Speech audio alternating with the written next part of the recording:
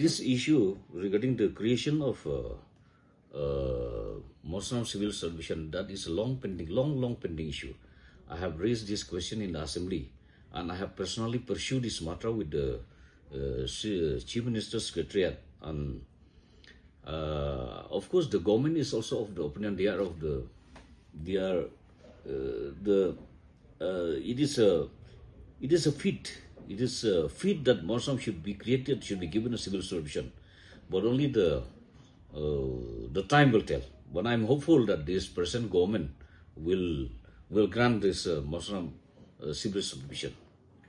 Well, like since you have taken up this matter with the government, so what are their assurance? What are the problems which are coming up in fulfilling this thing? Yes, there is a special committee for the creation of the civil supervision, and this committee, also headed by the Chief Secretary, has also agreed in principle that Mawsynram is fit to be awarded a civil supervision.